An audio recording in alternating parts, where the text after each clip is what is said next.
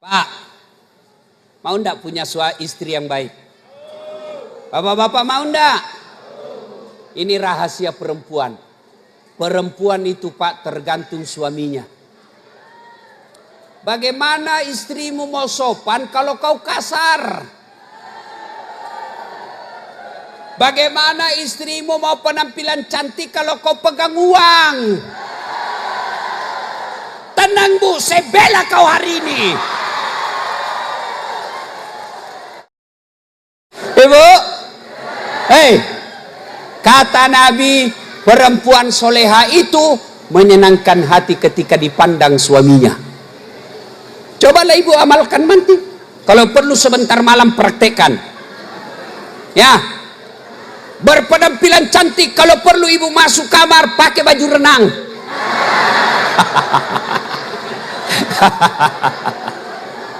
Ya, bagaimana suamimu mau betah? Daster tinggi sebelah. Robek-robek lagi. Kata suaminya, astagfirullah Bu, perbaikilah itu dastermu, kelihatan semua tali BH-mu, malu kita sama tetangga. Salatullah ala toha, salatullah ala yasin. Pak, mau ndak punya istri yang baik? Bapak-bapak mau ndak? Ini rahasia perempuan. Perempuan itu Pak tergantung suaminya. Bagaimana istrimu mau sopan kalau kau kasar? Bagaimana istrimu mau penampilan cantik kalau kau pegang uang? Tenang Bu, saya bela kau hari ini. Kalau istrinya minta uang, ndak ada, bujur kadada. Sekali teman SMS-nya, tunggu ya dek, tunggu di perempatan. Wah, bagaimana istrimu mau sopan bicara kalau kau kasar? Betul ya Bu? Kau berharap istrimu sholat tapi kau tidak sholat. Kau berharap istrimu sopan bicara tapi kau maki-maki. Iya Bu? Ya. Hei Pak, Nabi itu 11 istrinya, tapi tidak pernah satupun mengatakan saya menyesal menikah sama kaum Muhammad. 11 itu Pak. Bapak cuma satu istri, menderita lahir batin istrimu.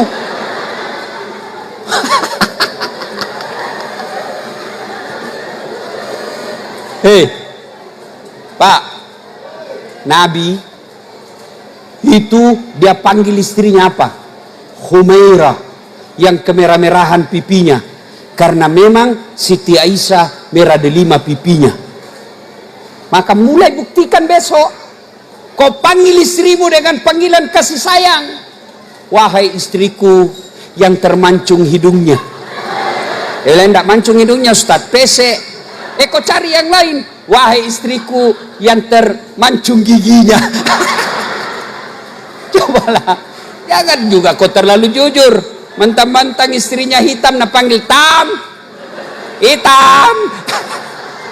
Ya Pak, Nabi tidak pernah keluar rumah kecuali dia sudah sedekah kepada istrinya. Apa sedekah Nabi kepada istrinya? Dia cium jidatnya. Maka besok Bu, kalau suamimu keluar rumah, ingatkan suruh sedekah. Weh Pak, sedekah. Sini kau, ku sedekahi kau. Itu sedekah. Pak, Nabi kalau minum itu bekas bibirnya Aisyah dia pakai. Minum, cak, ambil lagi Nabi, dia kasih istrinya, sudah diambil lagi dia minum. Di mana Nabi minum? Bekas bibirnya Aisyah. Coba praktekkan besok Pak.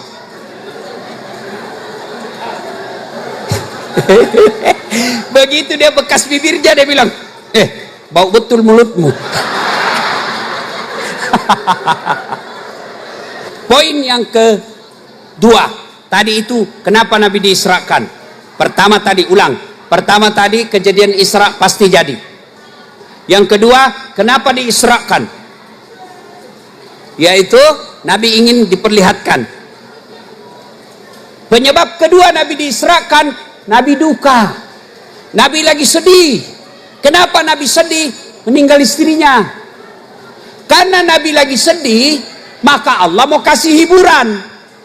Allah mau kasih hiburan dia. Kemana? Ketemu Allah. Setelah itu Allah kasih apa? Allah kasih perintah sholat.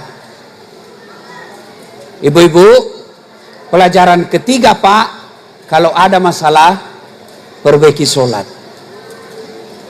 Ada enggak di sini yang tidak ada masalahnya? Ada enggak? Ayo. Ada enggak yang tidak ada masalahnya? Kalau saya lihat dari belakang sampai di depan sini, semua muka-muka penuh masalah. Iya toh? Yang paling banyak masalahnya sekarang, caleg yang tidak terpilih. Ada caleg di sini? Ada? Nggak usah aku tunjuk, kasihan dia. Pak, semua kita ada masalah. Ya, ini bapak-bapak polisi nih, tentara, ada semua masalahnya ini Pak. Apa masalahnya ini beliau? Takut sama istrinya. Nggak percaya? Nah, mana ada polisi dan tentara nggak takut sama istrinya? Dia bilang, temanku yang polisi, bukan kami takut sama istri Ustaz. Cuma nih istri sedikit-sedikit melapor sama istrinya komandan. Baru ini juga komandan takut juga sama istrinya. Semua kita ada masalah. Maka ketika ada masalah, resepnya kata Allah, ista'inu bis-sabri was-shalah. Sabar, perbaiki sholatmu. Caleg saudaraku, sudah sosialisasi, serangan fajar, tidak terpilih, sabar. Berarti bukan itu yang terbaik. Saya dulu 2014 ikut pilwali di Makassar. 10 pasang calon. Kalah? Tidak. Cuma yang menang lebih banyak suaranya. Allah tahu, dasar tidak usah kau menang. Lebih kau jadi ustad. Andai saja saya menang waktu itu, setengah mati saya hormat. Datang Kapolres, hormat, siap komandan. Datang Dandim, siap. Datang lagi gubernur, siap Pak Gubernur. Datang menteri, siap Pak Gubernur, Pak Menteri. Sekarang saya jadi ustad. Mereka yang hormat sama saya. Siap Ustaz, siap Ustaz, siap Ustaz. Maka saudaraku caleg, kalau kau tidak terpilih, jangan sangka buruk. Percaya, memang bukan itu yang terbaik. Bapak-bapak, ada masalah pertama, sabar. Ibu-ibu, istri, suami kasar, waktu pacaran sopan, jalan, sopan betul. Hati-hati dek. Saya pegang sini, saya pegang sini. Ada batu. Itu dulu. Sekarang tahan tuh kaki. Di mana aku simpan matamu? Bodoh.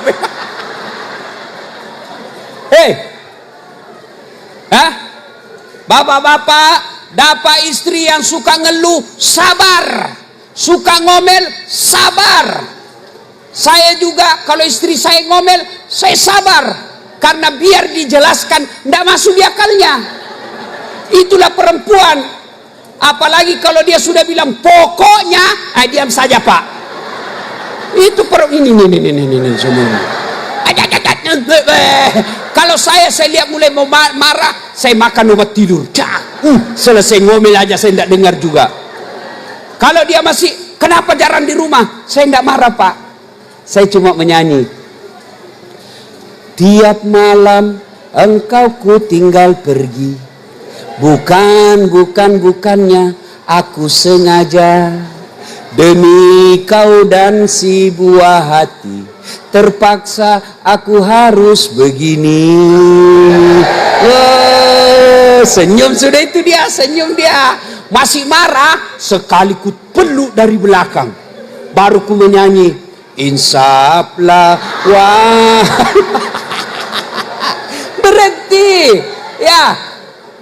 Ada juga ada ibu-ibu yang curhat sama saya, Ustadz, kasar betul itu suamiku Ustadz, jeleknya lagi Ustadz. Saya bilang, Bu, itulah jodohmu, takdirmu lah itulah yang terbaik. Tapi dia jelek Ustadz. Saya bilangnya itulah jodohmu, karena Allah tahu itu yang terbaik. Maksudnya apa Ustadz? Karena kalau dia gagah, pasti dia malu jalan sama kamu. Kenapa Bu? Karena kau juga jelek. Ya Bu, Pak, ada masalah, sabar. Bagaimana itu sabar Ustadz? Ucapkan saja innalillahi. Istri marah-marah, balik kanan, innalillahi. Jangan juga kau kasih besar di depannya, innalillah. Tambah marah dia. Kau kira saya mati? Enggak, itu sabar saja. Innalillahi. Kita ditipu caleg, innalillahi wa inna ilaihi raji'un. Ucapkan itu. Yang kedua, kata Allah, kalau ada masalahmu, sholat. Ini ibu-ibu nih paling banyak ndak sholat kalau selesai haid. Kata suaminya, kenapa ibu belum sholat? Biasanya cuma 5 hari. Ini sudah 7 hari belum juga ikam sholat, belum bersinah. Masih ada sedikit-sedikit. Bohong. Apa bohong? Saya kasih lihat kau. Kau ketawa karena kau begitu toh. Ya. Hei, bapak-bapak, biasanya kenapa malah sholat? Karena merasa kotor pakaiannya. Di sawah, di tambak, di kebun, bau keringat baju, kotor, pakai aja itu. Allah tahu bapak lagi di kebun. Yang tidak boleh bapak pakaian kotor, pakai pakaian kotor padahal bapak di rumah. Kenapa? Karena bapak bisa ganti di rumah. Kalau di sawah jauh, pulang lagi sudah habis waktu sholat, pakai itu. Banyak lumpur, sholatlah kau dengan pakaianmu yang berlumpur. Banyak oli, pakai itu. Oli bukan najis. Tapi kita habis kencing Ustadz, tidak ada air, pakai daun. Tidak ada air, pakai daun. Kencing, bagaimana caranya? Ambil daun 3 lembar. Ini anggap ini daun 3 lembar. Caranya gosok, lihat baik-baik, jangan kasih lihat ibu-ibu.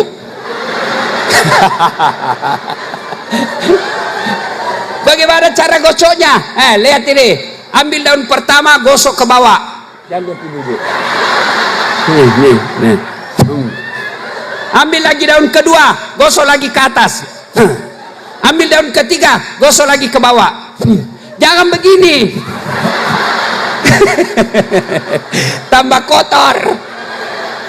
Cuma Pak, saya sarankan kalau Bapak di hutan, saya sarankan periksa dulu itu daun. Siapa tahu ada ulatnya. Begitu sudah pakai, nggak jadi sholat. Ya, Bu, ada suamimu bermasalah, sholat yang baik. Rumah tangga penuh masalah, pasti sholatmu tidak beres. Tidak mungkin Allah sengsarakan hidup orang yang baik sholatnya. Saya sholat Ustadz, betul kau sholat, tapi tidak ikhlas. Allah. Waalaikumsalam. Iya kan aku.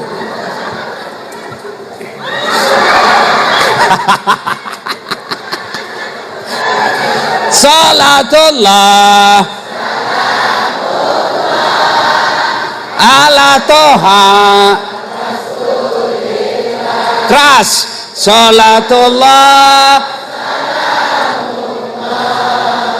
ala Yasin. Ini kita kan banyak perantau dari Jawa. Nggih. Iya. Merantau dari Jawa, datang ke Kukar. DJ ini tidak nyaman. Ada pilihan tidak? Ada pilihan tidak Pak? Ada. Apa pilihannya? Balik lagi ke Jawa. Mangan ora mangan, yang penting wes. Ada orang Banjar merantau ke Jawa. Jawa kada nyaman. Ada pilihan? Ada. Bulik lagi ke Samarinda. Bujur kalau? Inggih. Iya.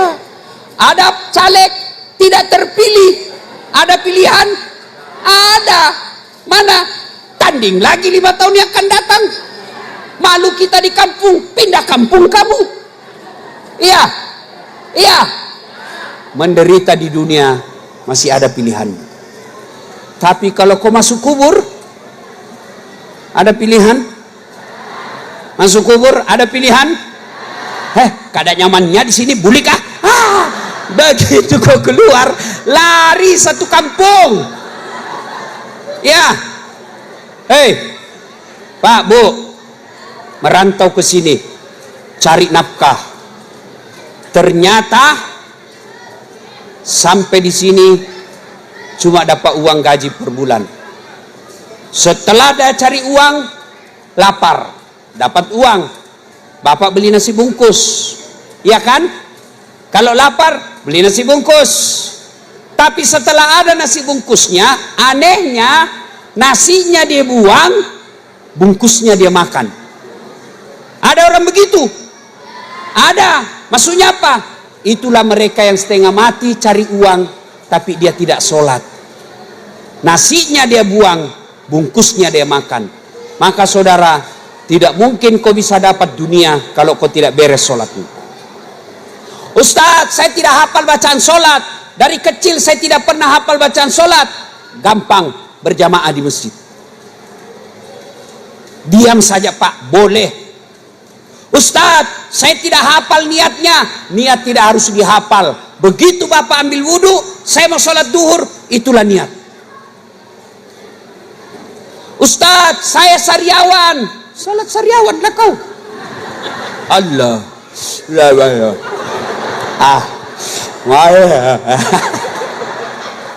Allah tahu kau lagi sariawan. Ya, jelas. Jelas. Kalau ada hidupmu susah, pasti sholatmu tidak beres.